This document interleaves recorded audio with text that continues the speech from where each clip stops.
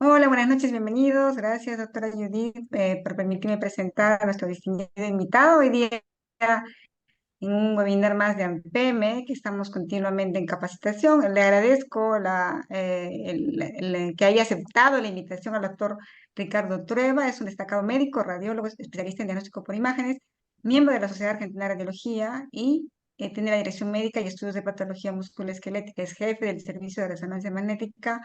Él trabaja con el servicio médico de imágenes de Rostaño.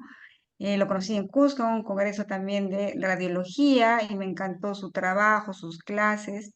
Y también tuve el gusto de encontrarlo en Argentina. Y recordemos que tiene un muy valioso y muy didáctico canal de YouTube, que lo pueden seguir también en sus redes. Muchas gracias, doctor Ricardo Trueba, y le dejo con Judith y la presidenta para que comience con su charla. Muchas gracias.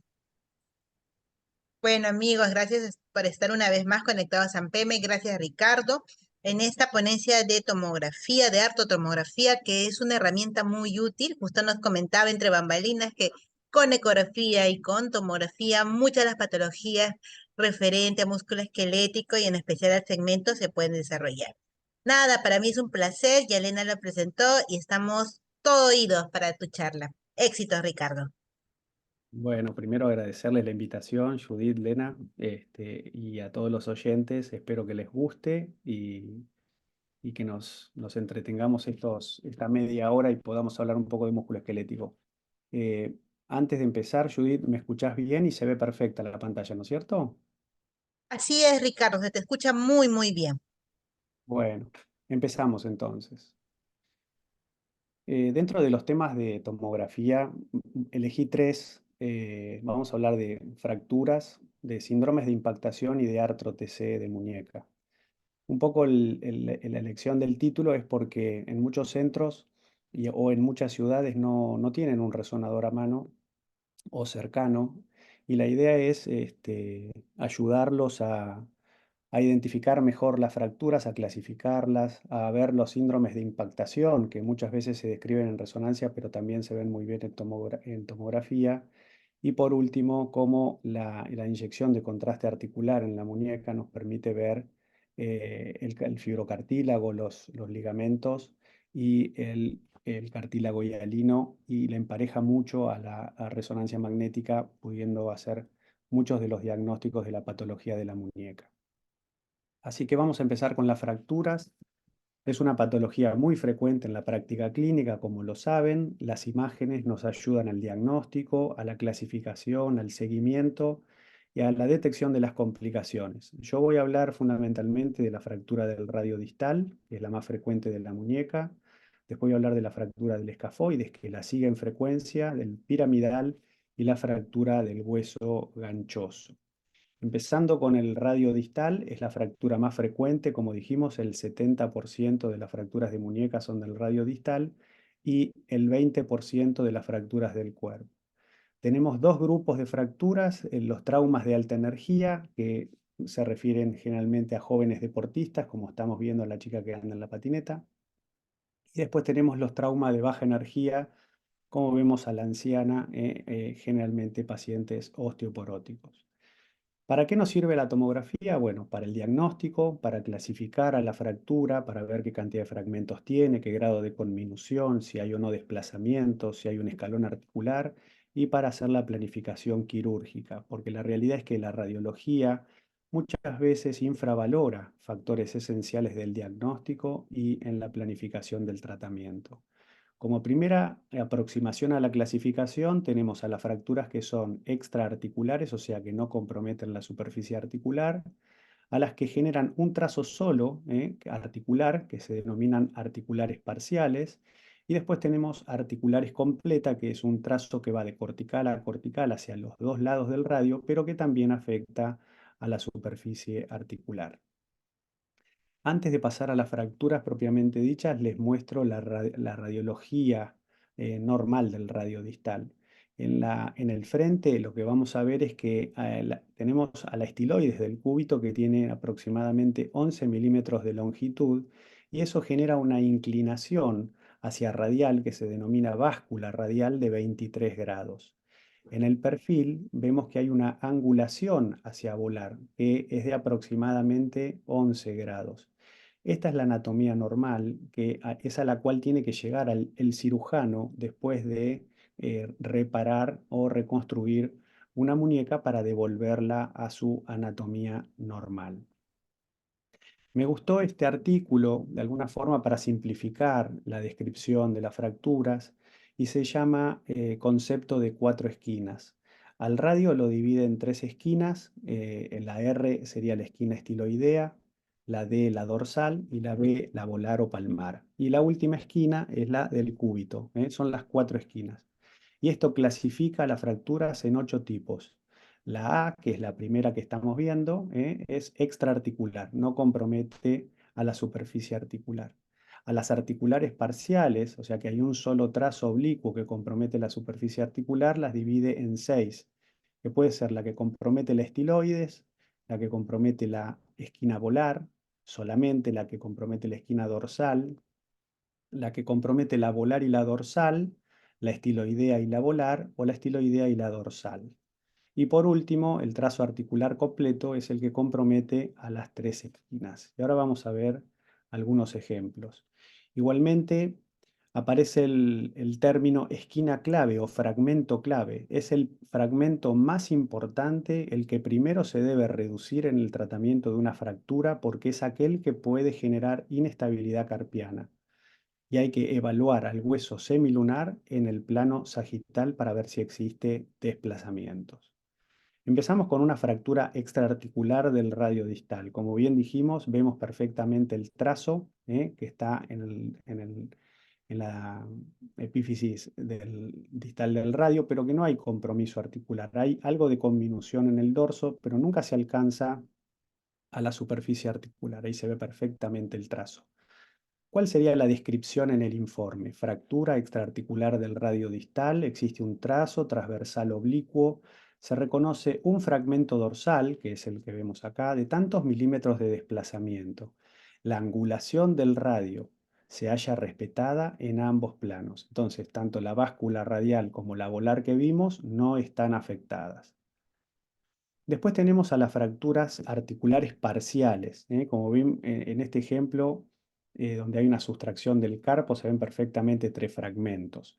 En este caso, vemos que hay un compromiso y colapso del dorso del radio, por eso está el ejemplo donde está afectada la esquina dorsal, pero también el trazo afecta a la estiloides del radio. Entonces, sería el ejemplo donde están comprometidas estas 2 esquinas, la estiloidea y la dorsal, como bien vemos en ese ejemplo. En el informe deberíamos poner que es una fractura articular parcial del radio distal, hay compromiso de la esquina estiloidea y dorsal, hay 3 fragmentos, la estiloides muestra un desplazamiento de X milímetros generando un defecto articular, que es este que estamos viendo acá. El fragmento dorsal además muestra un colapso de X milímetros hacia abajo, ¿no es cierto? Y el trazo afecta tanto a las fosas del escafoides como a la del semilunar. Este es otro ejemplo en donde hay una fractura articular completa. Vemos perfectamente que hay distintos fragmentos, es una fractura conminuta, pero lo más importante de todo es que se observa un compromiso de las 3 esquinas, pero la más importante, o sea, la esquina clave en este caso es la volar. Debido a esto, se genera una luxofractura. Se ve que hay un desplazamiento del carpo hacia volar porque este fragmento volar a nivel de la fosa semilunar es el que contiene a la fuerza del carpo.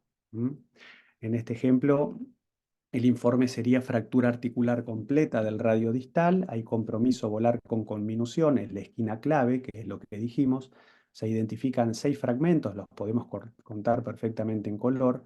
El trazo afecta a la fosa escafoidea, a la semilunar y a la cavidad sigmoidea. Se observa luxación volar del semilunar y hay presencia de fragmentos interpuestos dentro de la fractura. Y esta es otra cosa que debemos informar, y ahí vemos a los fragmentos señalados con la flecha azul, porque el cirujano los va a tener que retirar para llegar a una reducción anatómica, si no los fragmentos lo van a impedir. Otro ejemplo de una fractura completa. Vemos que hay 5 fragmentos y que hay un desplazamiento a dorso de la epífisis. El informe sería fractura articular completa del radio distal, compromiso dorsal con conminución, o sea, en este caso la esquina dorsal es la esquina clave. Se identifican 5 fragmentos y el trazo afecta la fosa escafoidea y semilunar y se observa una desviación dorsal de la epífisis del radio de tantos grados. Hay lesiones asociadas en las fracturas y la más importante que vemos frecuentemente es la fractura de la estiloides cubital. La fractura del estiloides cubital se puede fracturar a nivel de la punta, que es lo que está en amarillo, se puede fracturar a nivel de la base y se puede fracturar también la cabeza del cúbito. ¿Cuál es el problema del estiloides? Bueno, que en este lugar, en la estiloide, se inserta periféricamente el fibrocartílago triangular, como bien lo estamos viendo. Tiene la inserción foveal en verde y la inserción estiloidea a nivel de la punta en amarillo. Entonces, acá estamos viendo la foto del corte microscópico del fibrocartílago insertándose perfectamente en su inserción foveal y su inserción periférica. Entonces, ¿qué pasa cuando hay una fractura del radio? Bueno, generalmente, como hay una lesión asociada, acá vemos que la fractura del radio se ha consolidado, no tiene la mejor reducción, pero está consolidada, pero vemos que la punta del estiloides está fracturada y está un poco desplazada. De hecho, el paciente tenía inestabilidad y en la resonancia magnética se ve perfectamente cómo se ve la tracción de la inserción completa del fibrocartílago triangular en la punta de la estiloides. Otras lesiones asociadas a la fractura son las lesiones ligamentarias. En tomografía, como radiológicamente, vemos las líneas rojas de Shilula, y vemos evaluando los espacios articulares. Cuando la línea rompe los huesos, significa que no hay una, un orden, ¿no es cierto? Una alineación perfecta. Vemos que los espacios miden aproximadamente entre un 1,5 milímetros y el espacio escafolunar en este caso mide 5,41. Además, se observa una fractura articular parcial que compromete a la estiloides radial, ¿eh? En el plano axial vemos lo mismo, ¿eh? Y ahí se ve la fractura. ¿Cuáles son las complicaciones de la fractura del radio distal? Bueno, fallas en la técnica quirúrgica, mala unión o consolidación viciosa, retrasos en la consolidación, la pseudoartrosis o falta de unión, la presencia de impacto cúbito-carpiano por acortamiento del radio o artrosis. En cuanto a las fallas en las técnicas quirúrgicas, les muestro este ejemplo en donde se observa muy bien que los tornillos son cortos y eso se ve muy bien en el plano axial y en el sagital como les estoy mostrando. Los tornillos no alcanzan a tomar todos los fragmentos, por lo tanto se produce ese desmoronamiento de la reconstrucción, a pesar de que está operada con una placa. Fíjense que no hay congruencia articular debido a esta falla técnica. Entonces, ¿qué hubo que hacer? Reconstruirla de vuelta, se agregó una placa dorsal, como estamos viendo en este momento, y además se tuvieron que agregar injerto óseo para poder reconstruir el radio distal.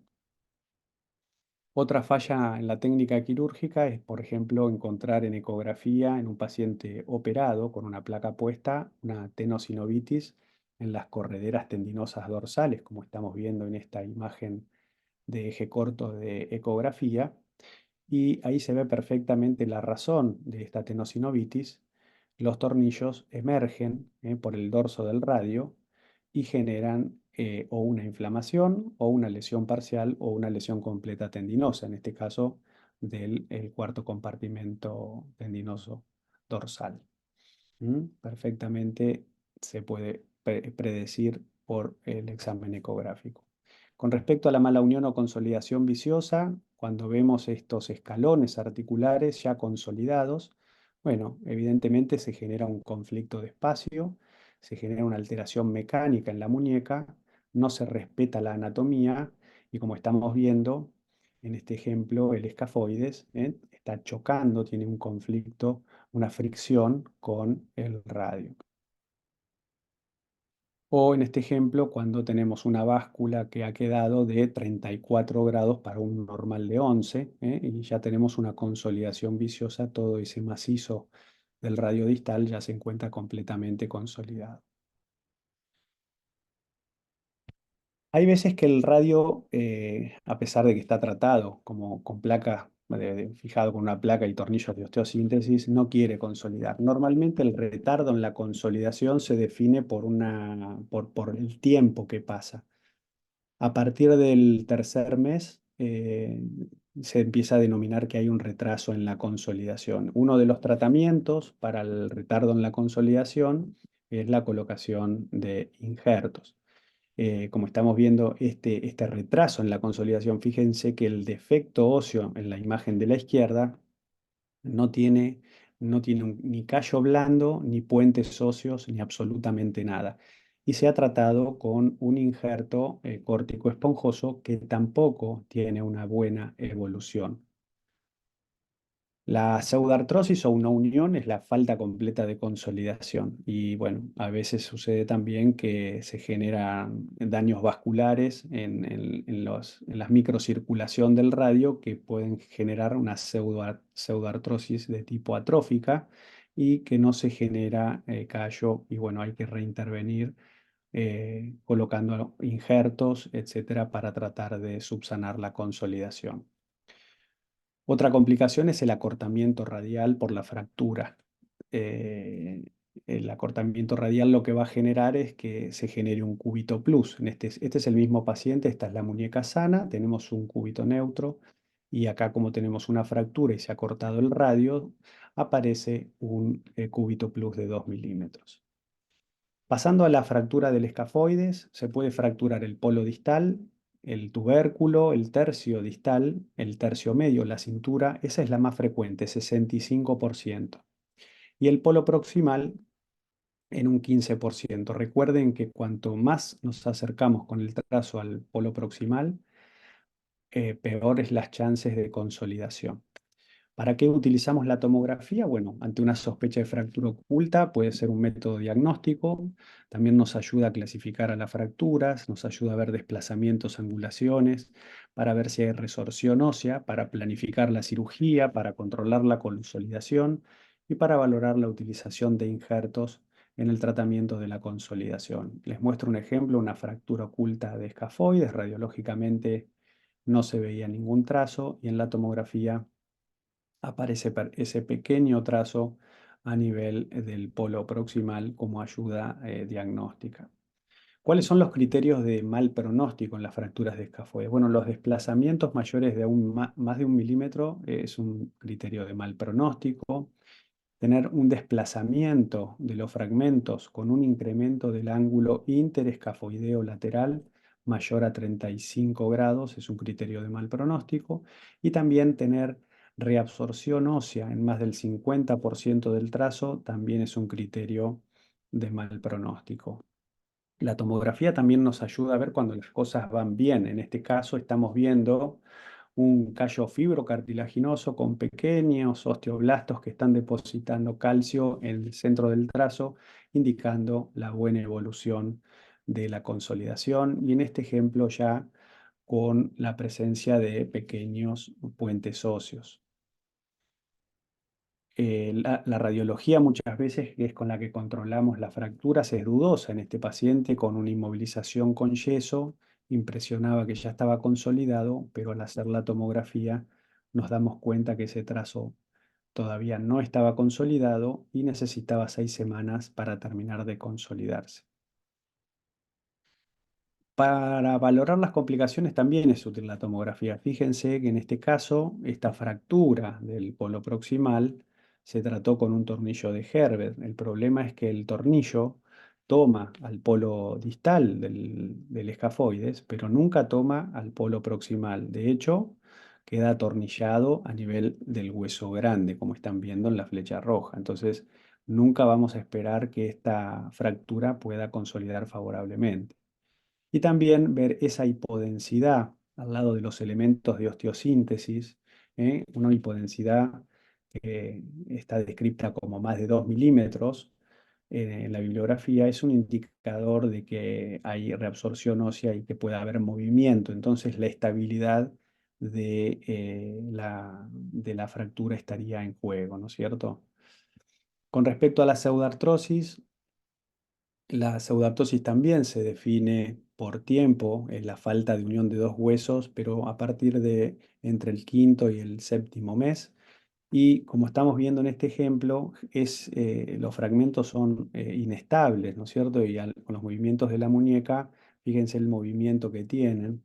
Eso con el tiempo va a llevar a la degeneración de la articulación, que se conoce como SNAC, ¿eh? Entonces, fíjense que el espacio articular entre el polo distal del escafoides y la estiloides del radio está completamente pinzado con esclerosis, pero también el polo proximal tiene un conflicto de espacio con el hueso grande. Está comprometida la interlínea de la articulación mediocarpiana.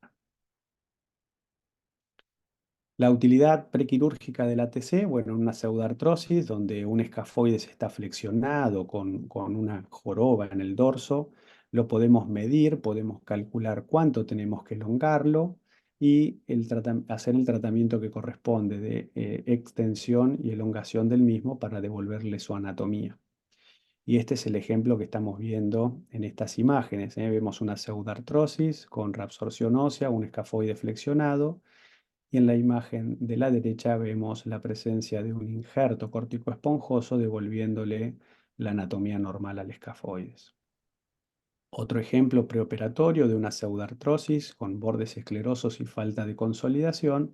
Y en el posoperatorio vemos al injerto óseo perfectamente consolidado en los dos extremos de la fractura. Otro ejemplo de una pseudartrosis, en este caso se retiró el tornillo, se puso una clavícula y ese pequeño trazo de fractura se controló posteriormente después de rellenarlo con hueso esponjoso y pudimos controlar que quede completamente consolidado. En las pseudartrosis recalcitrantes o complicadas, digamos, otro de los tratamientos que se utiliza es colocar injertos vascularizados. En este caso, del dorso, vemos la pseudartrosis y la colocación del injerto vascularizado y tiempo después ese injerto genera una consolidación de mayor al 50%, dándole el alta al paciente. Esa es la viabilidad normal que tiene que tener un injerto, tiene que tener la densidad de hueso trabecular, es un injerto saludable en el control tomográfico, pero cuando tiene los bordes desinflados, parece como una pasa de uva, ¿no? Está como retraído, es un mal pronóstico para el injerto vascularizado. Después pasamos a las fracturas del hueso piramidal, es la tercera en frecuencia después del escafoides. El piramidal tiene un ligamento dorsal cúbito piramidal, un ligamento dorsal radiocarpiano y un ligamento dorsal intercarpiano. Generalmente las fracturas son en la superficie dorsal con caídas en mano en extensión y desviación cubital y la que comúnmente vemos es la chip o la fractura cortical del dorso, secundaria a impacto del estiloides con avulsión ligamentaria. Radiológicamente debemos estar muy atentos al perfil porque el signo es el popó del pajarito, como estamos viendo en este ejemplo. Es esa pequeña osificación que está separada del carpo. Debemos sospechar que hay una lesión del piramidal. En resonancia magnética vemos la fractura, tanto en el corte sagital, que es el de arriba, como lo vemos también en el axial, y ahí es donde se inserta, en este caso, el ligamento intercarpiano dorsal. Y en tomografía es más fácil, vemos perfectamente la avulsión, la fractura avulsión del dorso del piramidal. Y por último, la fractura del ganchoso es el 2% de las fracturas del carpo, trauma directo, se produce generalmente avulsión del ligamento transverso del carpo y nosotros lo vemos mucho en deportes de raqueta, en jugadores de polo, por el movimiento del taco, en golf o en los que practican tiro. Y radiológicamente es muy difícil a veces hacer la incidencia para valorar la fractura de la unciforme y tomográficamente es muy fácil el control de la consolidación también lo es. En cuanto a las lesiones que rodean al hueso semilunar, también les quería mostrar que, bueno, clínicamente tiene una historia de trauma de alta energía, marcada inflamación de la muñeca y dolor carpiano difuso. Radiológicamente puede haber una fractura desplazada de uno o de varios huesos, signos de disociación escafolunar o lunopiramidal, o sea que el espacio está ensanchado, y fracturas osteocondrales mediocarpianas. Y tenemos las lesiones de arco menor, que son lesiones perilunares. En general no tienen fracturas, sino que la energía pasa de un lado al otro de la muñeca a través de los espacios articulares, lesionando los ligamentos, como en este ejemplo que tenemos una diastasis escafolunar. Y después tenemos las lesiones de arco mayor, y estas sí son transóseas perilunares, como les mostré antes y ahora les voy a volver a mostrar. Podemos tener una fractura del estiloides, podemos tener una fractura del hueso grande, una fractura del semilunar y podemos tener lesiones escafolunar o lunopiramidal. En este ejemplo vemos lesiones transestilo radial perilunar, vemos la fractura del estiloides y vemos la lesión del ligamento escafolunar con la diastasis y el espacio ensanchado. Y otro ejemplo transescafoperilunar, en este caso fractura de escafoides y fractura de semilunar. Vamos a pasar ahora a las síndromes de impactación. La impactación es porque se produce un choque entre estructuras óseas y tenemos distintos tipos de impactación. La uno es entre el cúbito y el carpo, ¿sí? El cúbito semilunar o cúbito piramidal. La 2 es la impactación cubital. 3 es la estilo piramidal, entre el estiloides y el piramidal. La 4 es entre el ganchoso y el semilunar. Y 5 es la impactación combinada de varias de estas. Bueno, entra el término de varianza cubital. Puede ser neutra, puede ser una varianza positiva y negativa. Dijimos que la causa de complicación de la fractura del radio distal puede generar una impactación cúbito-carpiana, lo vimos antes. Eso va a ser como el acortamiento del radio, va a generar que sobresalga el cúbito y que impacte a nivel de la superficie proximal del hueso semilunar. Y se clasifican como lesiones degenerativas de la clase 2 de Palmer.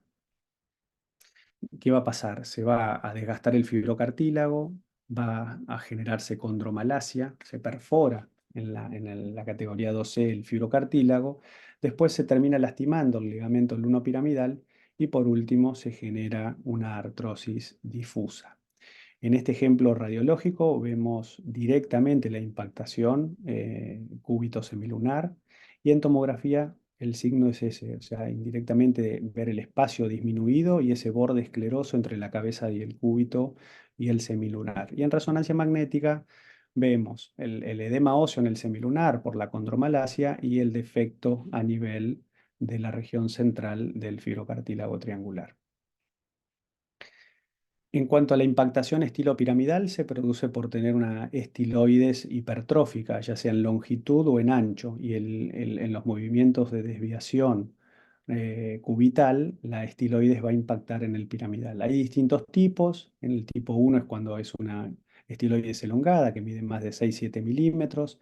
El tipo 2 es cuando es curva o en pico del loro. El tipo 3 es cuando está ensanchada. Bueno, todas estas variaciones van a generar este tipo de impactación y lo vemos muy bien tanto en tomografía como en resonancia magnética. Les muestro un ejemplo clínico de un paciente con dolor en el dorso del cúbito. Estábamos valorando el tendón cubital posterior y veíamos este osículo, que yo no entendía bien de dónde venía. Entonces yo pensé, es un estiloides cubital persistente, o sea, es un estiloides que nunca se osificó, ¿no? No se unió al cúbito.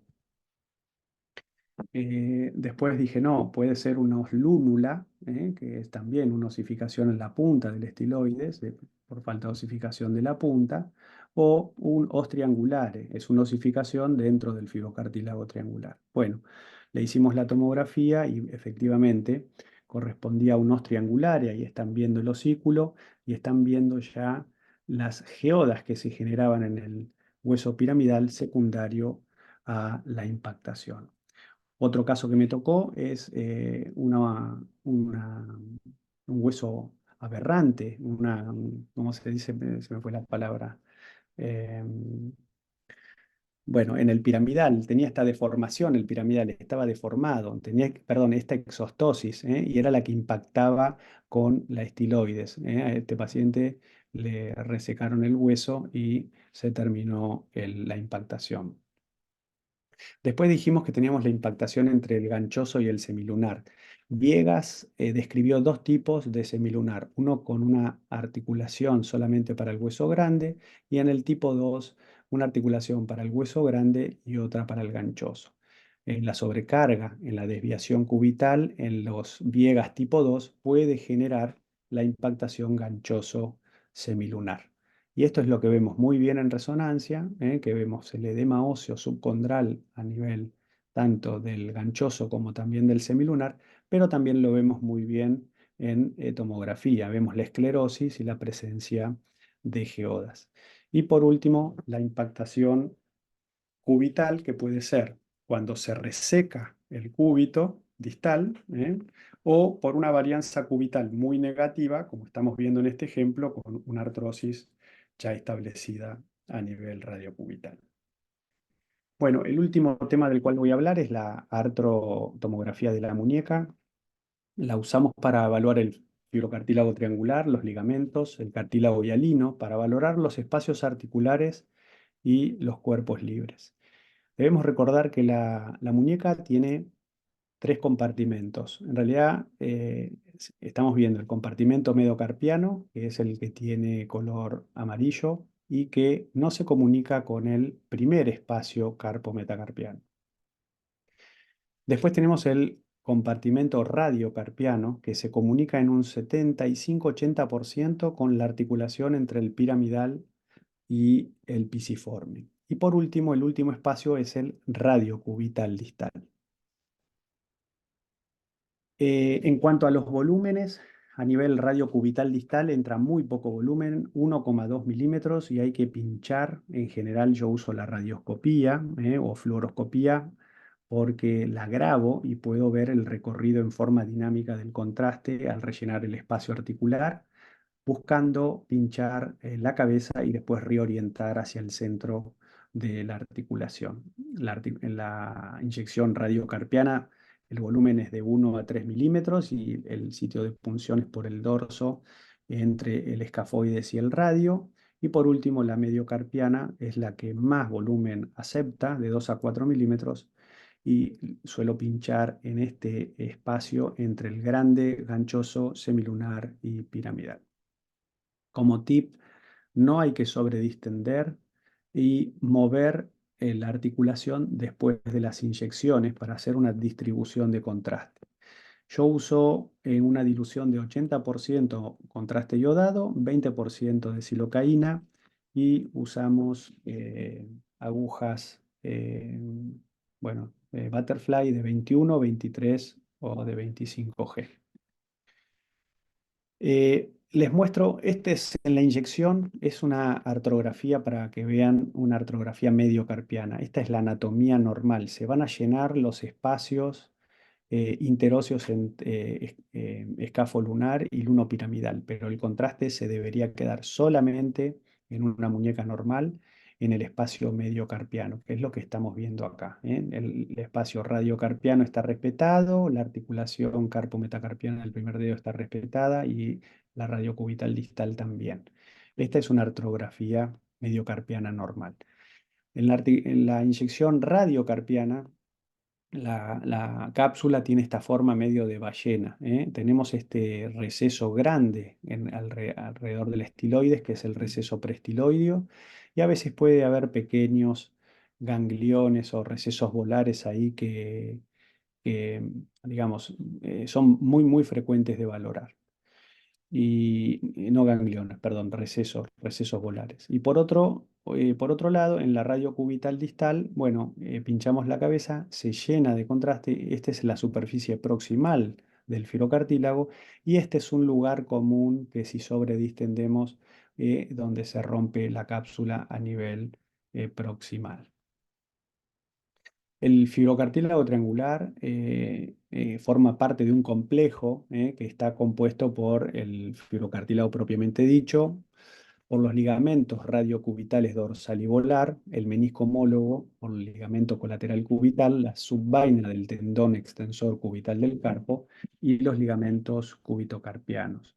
Esto ya lo dije, pero un poco lo repito. La parte del fibrocartílago tiene esta parte central, tiene la inserción en el radio y la inserción periférica a nivel del cúbito tiene dos fascículos, uno que viene a la fobia del cúbito y otro que viene a la estiloides. Entonces, toda esta es la inserción periférica.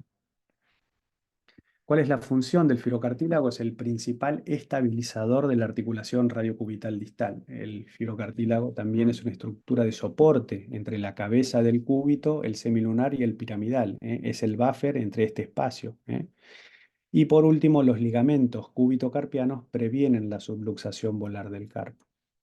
En cuanto a la anatomía, bueno, la coronal ya la vimos y a nivel sagital es importante recordar esto, el fibrocartílago está en el centro, pero los refuerzos con la cápsula están dados por los ligamentos volares y dorsales radiocubitales. Y lo mismo vemos en el plano axial, los ligamentos dorsal cubital y el ligamento volar radiocubital, ¿sí?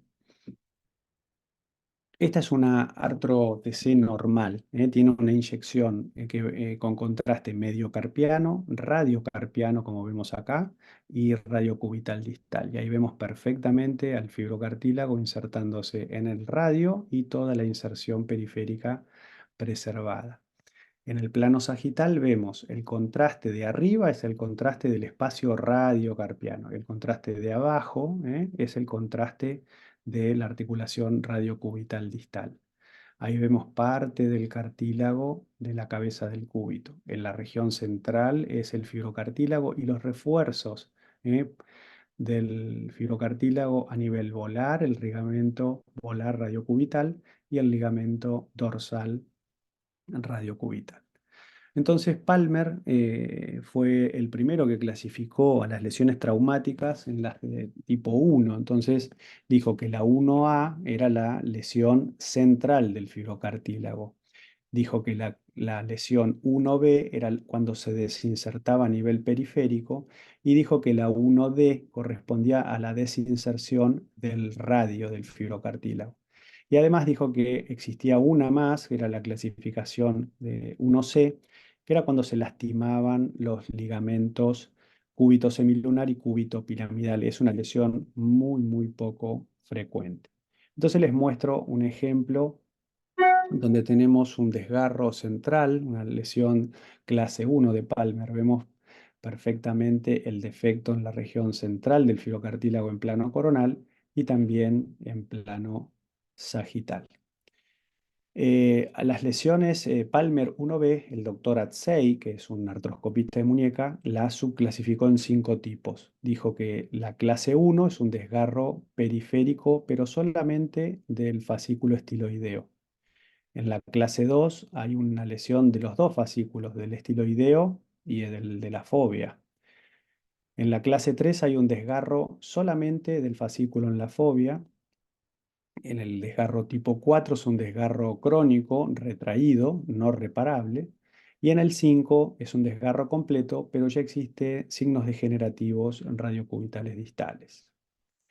Esto es importante que recuerden. Las lesiones pueden ser comunicantes o no comunicantes. Quiere decir que si el fibrocartílago está completamente roto y yo pincho en un espacio, por ejemplo, radiocubital distal, si la lesión es comunicante, se va a pasar el contraste al otro espacio. Pero hay lesiones que no son comunicantes y este es un ejemplo. Entonces, pinchamos la articulación radiocubital distal y vemos que la cápsula se delimita bastante bien, pero después vemos que el contraste migra hacia un lugar donde no debería. Entonces, muchas veces cuando los pacientes vienen con clínica de inestabilidad, el primer espacio que yo pincho es el radiocubital distal. ¿Y por qué? Por lo que dice abajo, una perforación incompleta no comunicante en la inserción periférica solo puede ser vista en una artrografía radiocubital distal. Si yo pincho el espacio radiocarpiano, hago una sola inyección, nunca voy a ver este tipo de lesiones. Y acá vemos el desgarro en la fobia. Entonces vemos que la inserción foveal está parcialmente comprometida y ya vemos la insinuación de contraste en el plano coronal dentro de las fibras de la fobia. Pero ¿cuáles fibras? Son las fibras volares, las del ligamento volar radiocubital, y de hecho se ve que también está parcialmente roto el ligamento porque el contraste migra en el plano sagital hacia ese lugar. Acá vemos otro ejemplo de un desgarro en la fobia, y vemos en el corte sagital cómo las fibras anteriores de la fobia son las fibras volares y están parcialmente desgarradas, y el contraste además se insinúa entre el ligamento volar radiocubital y la cápsula disecando esta estructura. En este ejemplo les muestro un desgarro periférico completo.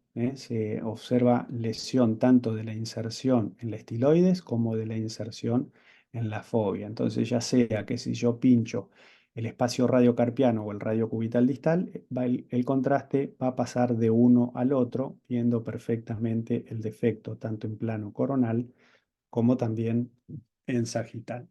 Otro ejemplo, vemos una desinserción periférica completa del fibrocartílago y además, fíjense cómo se rompe el piso del sexto compartimento que forma parte del complejo del fibrocartílago triangular y cómo el contraste llena a la vaina del cubital posterior. Un ejemplo de un desgarro del ligamento radiocubital dorsal. En el plano coronal vemos este defecto, pero cuando vamos al plano sagital vemos que la parte central del filocartílago está bien, la parte volar también, pero el ligamento o el refuerzo dorsal del filocartílago está completamente desgarrado. Otro ejemplo donde se abulsiona, se arranca completamente de la cápsula volar el fibrocartílago triangular, se ve muy bien en esta artrografía, y además el fibrocartílago tenía una lesión en la región central y otra a nivel de la inserción radial. Muchas veces las lesiones del fibrocartílago se reconstruyen. En este ejemplo, fíjense cómo se ha pasado una mecha por la cabeza del cúbito para tratar de reinsertar esa inserción foveal del fibrocartílago. Este es un ejemplo donde el paciente, después de operado, empezó con dolor nuevamente, creo que era un jugador de polo, y fíjense cómo el contraste iba disecando y mostrando un redesgarro del fibrocartílago. También podemos evaluar los ligamentos, fundamentalmente los intrínsecos. Recuerden que los ligamentos, tanto escafolunar como lunopiramidal, tienen una forma como de hamaca. En azul, el componente volar o palmar, que está completamente cerrado a nivel anterior. Y a nivel dorsal, es el componente el componente en rojo, ¿no es cierto? Y hay un componente central, que es un componente más membranoso, más débil, que lo vemos en el plano coronal. Les muestro ejemplos, una avulsión del ligamento volar escafolunar, hay un fragmento óseo del semilunar arrancado y el contraste difundía perfectamente, estando el componente dorsal escafolunar normal. También había una lesión del ligamento central. Otro ejemplo en donde hay un ligamento escafolunar dorsal desgarrado, y un componente volar sano. Y también había un desgarro del el componente, no, este es el componente dorsal, perdón, es lo que les estaba mostrando. Esta inestabilidad escafolunar va a llevar al colapso avanzado, denominado SLAC, por las siglas en inglés. Fíjense la diastasis, la falta del ligamento y la remodelación ósea que se va generando a nivel del radio distal. En este ejemplo, además, tiene una lesión del fibrocartílago, un desplazamiento con una inclinación a dorso del semilunar y las lesiones tanto del componente volar como dorsal del ligamento escafolunar. Otro ejemplo, una lesión del ligamento lunopiramidal, ¿eh? Está roto el componente dorsal, está roto el componente volar y de hecho el contraste pasa a través de todas estas estructuras y se insinúa dentro del túnel carpiano rodeando a los tendones. Fíjense, el componente central en la imagen coronal está desgarrado.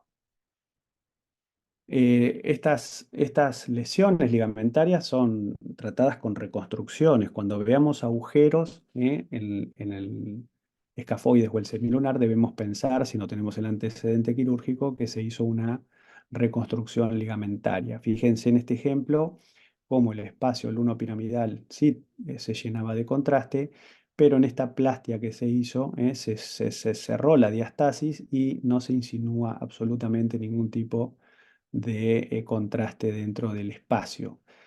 Pero lo importante es que el semilunar en el perfil está en su posición y no está inclinado a dorso. Un ejemplo de una reconstrucción del ligamento escafolunar, la primera cirugía en noviembre del 2022, ahí se ven los agujeritos que vimos, y había quedado un poco diastasado. El paciente volvió en diciembre del 22 con una ruptura de la plastia, se le había hecho. Fíjense que tanto la reconstrucción en coronal y en axial muestra la diastasis con la sinovitis y después la segunda reconstrucción en abril del 23. Otra vez se cerró el espacio, pero los huesos cada vez tienen más agujeros. Otro ejemplo, fíjense, es una fractura de estiloides, donde el contraste se insinúa en parte de la fractura que estaba consolidándose. Se hizo también una reconstrucción escafolunar, pero lo importante acá es que el paciente tenía un déficit de desviación radial y cubital y de flexión. Y fíjense que el contraste en el espacio radiocarpiano tiene un stop a nivel de la reconstrucción. Nunca el contraste pase hacia el borde cubital y mi diagnóstico fue que había artrofibrosis. Y fíjense además en el plano sagital, el cartílago hialino, como tiene un espesor normal, más en la parte posterior de la fosa escafoidea, y cómo está marcadamente adelgazado a nivel volar. Otro ejemplo, una reinserción del filocartílago. Fíjense, en una inyección radiocubital distal también hay un stop, no se llena completamente el espacio, probablemente por fibrosis, y en una inyección radiocarpiana el contraste también se detiene a nivel escafolunar. Este paciente además tenía una resección parcial de la cabeza del cúbito por impactación cúbito-carpiana. También podemos evaluar, dijimos, el cartílago. Este paciente, por ejemplo, no se podría haber hecho nunca una resonancia para valorar el cartílago. Ahí hicimos la inyección radiocarpiana, porque tenía la placa con los tornillos y vemos perfectamente el defecto óseo. No fue la mejor reducción, pero bueno, tenía pequeñas fisuras y querían valorar el estado del cartílago para definir el tratamiento. Les muestro un ejemplo de una delaminación completa del cartílago proximal del semilunar, dejando el área desnuda con pequeñas imágenes quísticas subcondrales y ahí se ve perfectamente el flap de cartílago a nivel del espacio radiocarpiano. Y por último, un Kienbock ya en un estadio avanzado, un estadio 3B con multifragmentación. Bueno, el paciente además tenía desgarrada la región central del filocartílago, pero el cartílago a nivel de la fosa semilunar del radio estaba completamente adelgazado. Fíjense el espesor que tiene a nivel de la fosa escafoidea y acá estaba completamente adelgazado y era la razón por la cual se pidió el estudio. Así que como conclusión, la tomografía nos ayuda mucho a nivel de la valoración de las fracturas, tanto para el diagnóstico, para poder clasificarlas, para poder planificar, para hacer el control terapéutico y ayudar a los traumatólogos y a los pacientes, por supuesto. Nos ayuda a identificar los síndromes de impactación, ¿eh? No solamente los vemos en resonancia, también los vemos en tomografía. Debemos conocerlos e informarlos. Y por último, los que se animen, poner a prueba un poco en la inyección articular y tratar de con la artro-TC poder empezar a valorar el fibrocartílago. Vimos un montón de lesiones, las podemos diagnosticar a casi todas, podemos diagnosticar lesiones de los ligamentos, podemos valorar los espacios articulares y el espesor del cartílago hialino. Así que les agradezco la atención, espero que les haya gustado la clase, que hayan aprendido y les vuelvo a agradecer a Judith y a Elena por haberme invitado. Gracias, Ricardo. Muy buena la charla. Gracias por tu tiempo, por darnos un espacio. Y sorprendente, todas las lesiones, como decías, ¿no? La mayoría de lo que se ve en resonancia ha quedado, pero bien, bien demostrado en estas artros que han mostrado que están espectaculares. No sé, amigos, si tienen alguna pregunta.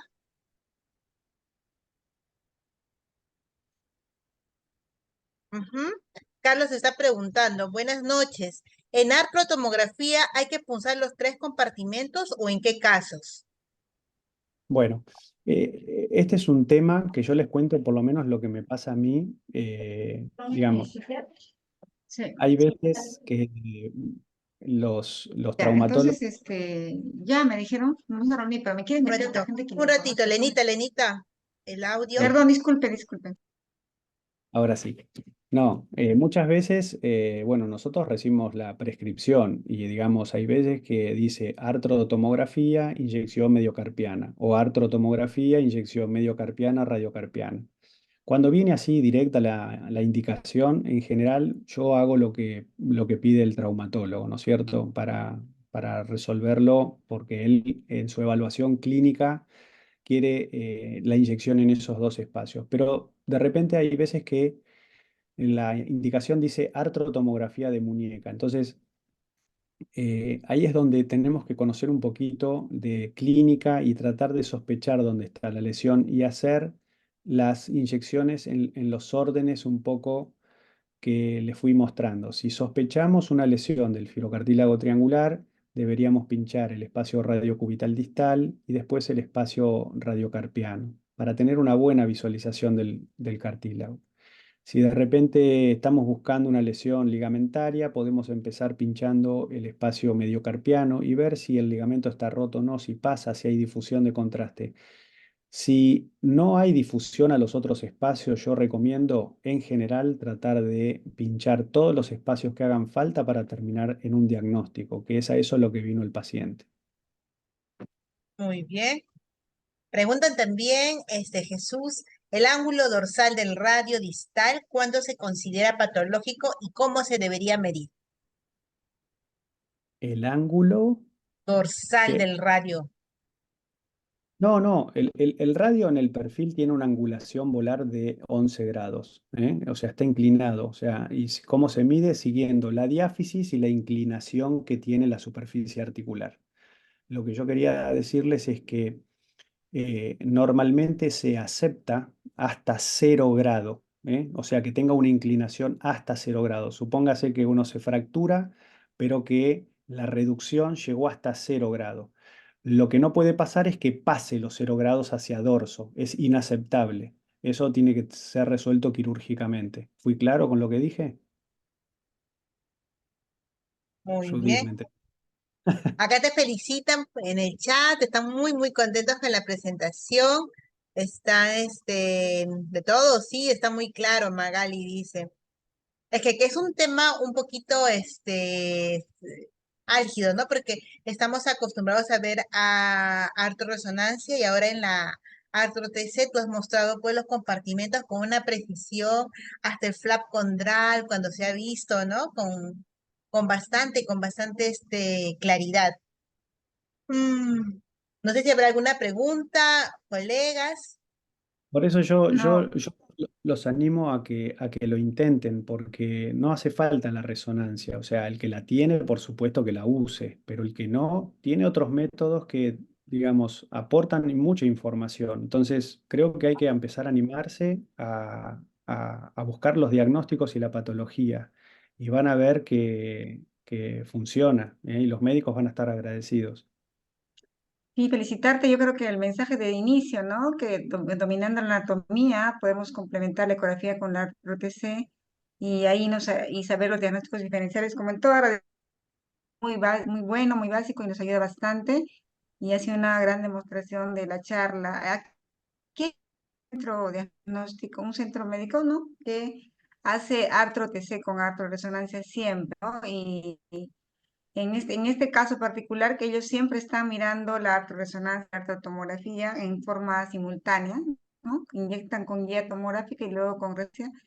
Y hay siempre hallazgos con tomografía que ayudan incluso a la artorresonancia. Entonces, esto es un método un poquito más económico, más asequible, y hay que, como dice el doctor Ricardo, sacarle el jugo y poder aplicarlo, ¿no? Muchas gracias, Ricardo. No sé si está cómo vamos con el tiempo. Yo creo que estamos a las 9 en punto. Ya ha pasado una hora también. Yo agradezco a cada uno de ustedes por el tiempo, la paciencia, al ponente que se ha extendido muy amablemente y gustosamente está respondiendo todas las preguntas. Muy bien. Eh, Muchas gracias, amigo eh, Shemestío. Gracias, Ricardo. No sé si tienes algún aviso que decir, algo que más comentar. Quería decir que en mi mail es ricardotrueba@gmail.com. Si el tiempo no da y alguien me quiere hacer una consulta, no tengo ningún problema, sino que te la transmita a vos y me la pasás. Y por el otro lado, el canal de YouTube se llama Doctor Ricardo Trueba. Hay varias charlas de radiología general, de músculo esquelético, a quien le sirva, a los residentes, a los técnicos, etcétera. Están para que todo el mundo lo pueda ver y aprender. Les mando un beso grande y les agradezco que me hayan invitado a participar. Gracias a Gracias a ti. ti, Gracias, Judith. Ricardo. Gracias amigos, gracias a todos los directivos de AMPEME. Nos despedimos. Procedo a cortar la grabación, a finalizar.